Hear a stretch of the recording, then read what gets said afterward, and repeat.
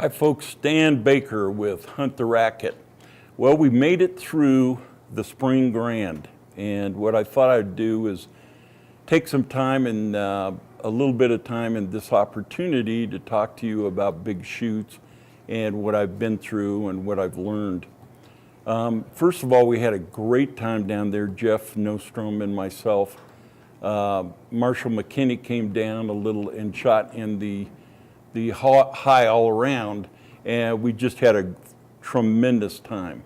I did pretty good in terms of accumulating those All-American points for vet, and I think I'm somewhere around the 350 to 380 point mark, so I'm hoping that I climb the ladder. Right now I think I'm at 10th.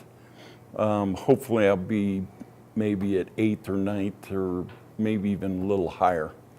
But we're still grinding it out. But what I'd like to do is talk to you folks about if you go to these big meets. We shot for 12 full days, and although we had fun, it became a real grind. I mean, it was almost like having a job. So I would recommend that if you go to these big shoots and you shoot every event, make sure you get yourself into a routine every day. Do the same thing every day. I was fortunate enough to have a house in Tucson, so I stayed in a comfortable surroundings. I got up early, ate breakfast at the same time. I shot my practice rounds at the same time, and I kind of had some downtime after breakfast to kind of mentally prepare myself, to compete in those events for that day. And it worked out pretty well. But after about the 8th or 9th day, you start feeling it a little bit. And so it's good.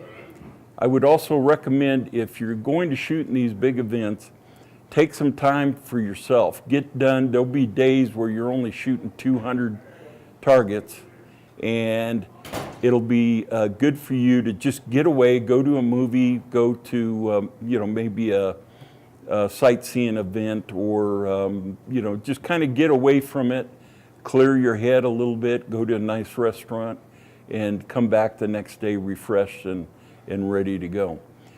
So those are my recommendations to you.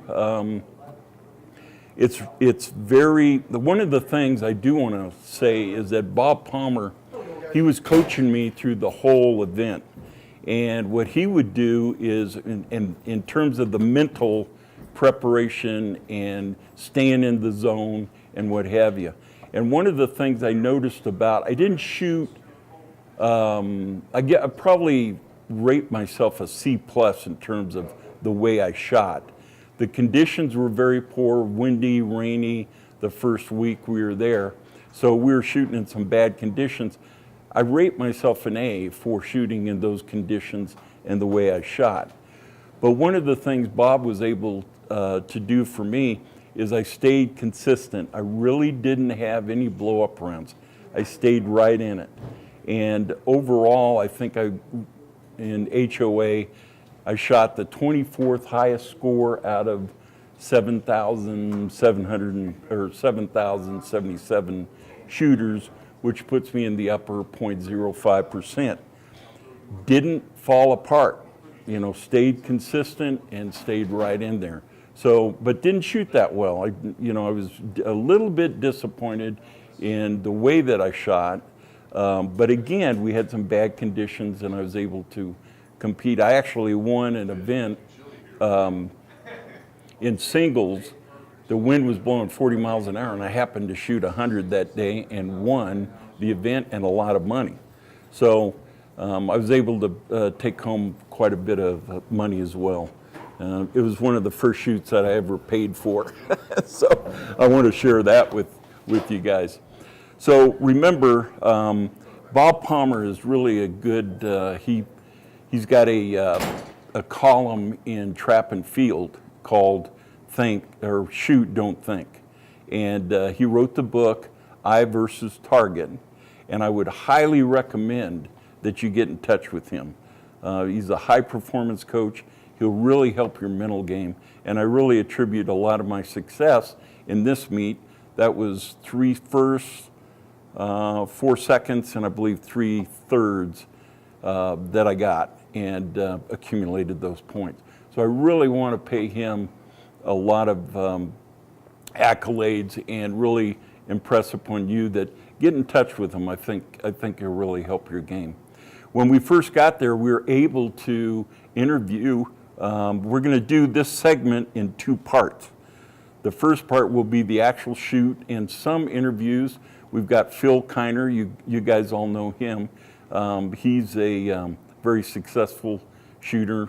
He has him and Ricky have the only 2 back-to-back 400 rounds in the record book. So he's an excellent shooter and a great coach. So we'll have that interview with him in part 1. You'll see the shooting part of it. And then in part 2, you'll see Ricky Marshall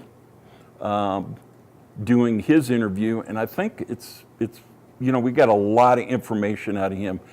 I think you guys will really enjoy seeing what he has to say about his life and how he approaches trap and what his mindset is. It's really informative. So we also were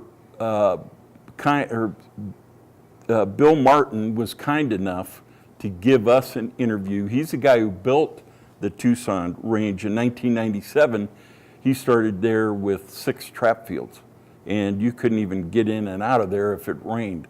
So he built that thing into 52 trap fields, and where the Open is held every year, Sporting Clays, trap, and bunker, and international trap. So they hold that event. They're very interesting man, and he can shoot. He owns 2 Grand Slams in the books, and great guy. He's done a wonderful job for the Tucson Club, and he's also done a great job for the sport of trap. He donates a lot of money, and he's very passionate about it. So we think you'll enjoy that part of it as well. Billy brought his drone, and I'll tell you what, the view that he will give you with that drone is just excellent. I hope you enjoyed these 2 segments. So we'll see you at Hunt the Racket.